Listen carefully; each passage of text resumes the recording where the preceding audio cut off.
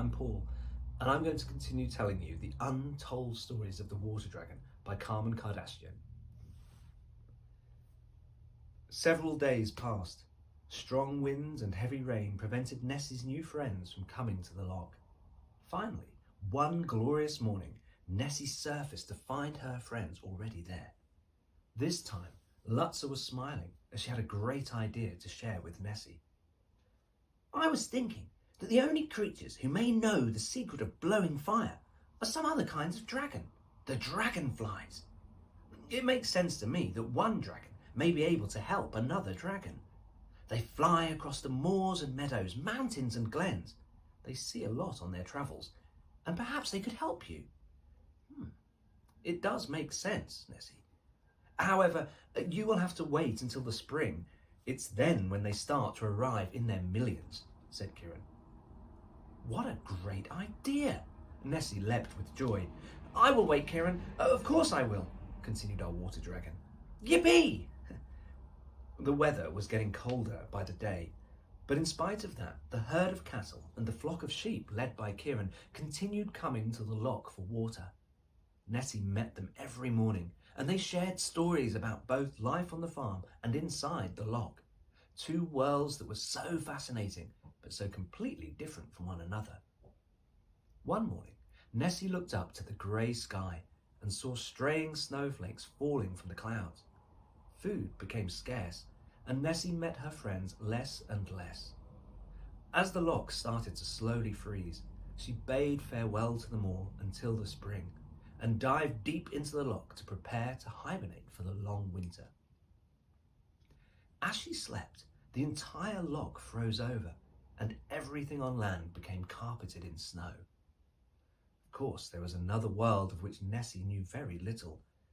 At the farm where they all lived, her new friends were also preparing for the long, cold winter ahead. There was plenty of good food, including nutritious hay, oats, straws, and cornstalks. And of course, there was the warm shelter of the cosy barn. Kieran's little hut was insulated with lots of hay and wool. The farmer loved his dog very much and never failed to recognize the good job Kieran did. Both farmer and dog were aware that the wolves were never too far away. Wolves were always on the lookout for daydreaming sheep. Kieran knew everything about his flock and their individual personalities. He knew which sheep were adventurous, which were a bit lazy, or a little elderly. This helped him protect them all from the danger that threatened them daily. The winter months passed, and Nessie slept as her friends lived safely, snug, and happy. The little farm was now totally inaccessible, owing to the deep, deep snow which left all the roads to it and from it impassable. By the end of February, the days gradually warmed up. The ice started to melt, and Nessie gently awakened from her slumber, as she did every year. She spring-cleaned her little nest and removed all the shells that her underwater comrades had shed over the winter. Early one morning, Kieran's bark echoed over the loch, and Nessie rushed to the surface to see her friends and ask how they had passed the winter. It's spring! It's spring! It's finally here! Shouted a playful Rona, jumping about like a spring lamb. Nessie, it's so good to see you, my dear friend, Kieran added happily. Yesterday, I spoke with some dragonfly scouts about your dream of blowing fire, and they are coming to meet you. Today? Today? Yippee! And she thanked her friends as she splashed with joy. Kieran then led the flock and the herd away from the loch, toward the green pastures, leaving a dreamy Nessie to await the dragonfly scouts. By mid-morning, Nessie began to hear the buzzing of millions of tiny wings above the loch. As she looked up, she could see how beautiful these ancient creatures were, with coloured patches on their transparent wings and their huge eyes. They were very agile flyers, who would eat those annoying midges in the summer. As they flew overhead, Nessie flapped her fins in the water to attract their attention. One of them hovered over her.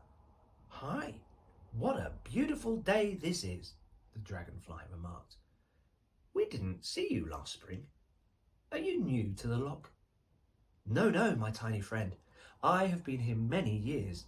This is my home." I am a water dragon, and my name is Nessie. I have watched you arriving here every spring. I would like to get to know you all, and I think you may be able to help me with a dilemma I have. I've been waiting for months for you to arrive, and it's wonderful to see you safely here. Well, thank you very much, Nessie. I am Mac, and these millions behind me are my family. We have travelled a long way and are looking forward to a lovely holiday in this glen. Of course, we will help you in any way we can. What is this dilemma you have?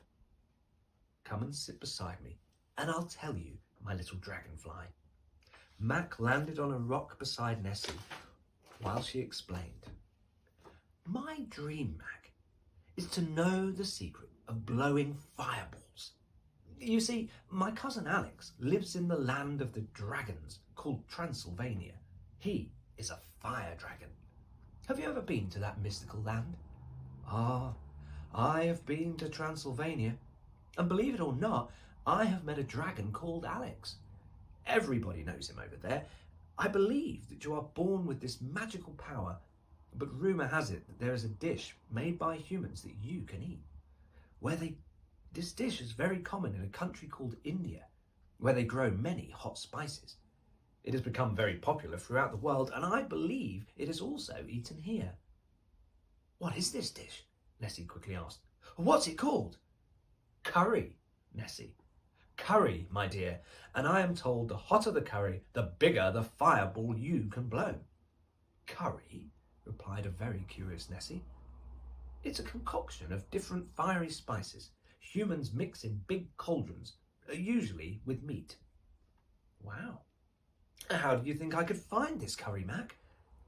I think you should ask your four-legged friends, as they live closest to humans, replied Mac, flapping his prehistoric and transparent wings. And now, my dear new friend, I must go and organise the troops. I like to think of the little blighters as my army. He laughed as he flapped his wings once more, soaring into the sky to join his family. See you soon, he yelled. Hearing all about this magic potion, Nessie couldn't wait to tell Rona and Lutzer, but especially Kieran. He was allowed into the farmer's house, and maybe he had come across this strange hot food. The following morning, her friends came to the lock as usual, and were intrigued by what Nessie told them. Kieran remembered lots of different foods in the farmer's house and had tried all of them, but nothing stood out as very fiery, at least not hot enough to blow fireballs. He told Nessie he would keep checking everything cooked on the fire. If all efforts failed, there would also be the Highland Games in the summer. Clans from the north would come south for the traditional tossing the caber game. People would bring lots of food.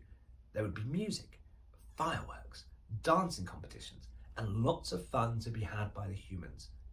Perhaps then somebody would bring this curry, and he would try to get it for her. Summer wasn't very far away, so until then, Nessie came to the surface every time she heard the rustling of sheep and the chomping of cattle on the pastures. Kieran's bark echoed across the glen, especially if some adventurous sheep had wandered into the heather, where the dangerous adders lay. His barking made Rona, Lutzer, and the flock feel safe. Thanks for listening. Please come back tomorrow to see what happens next. I'm off to get myself a curry.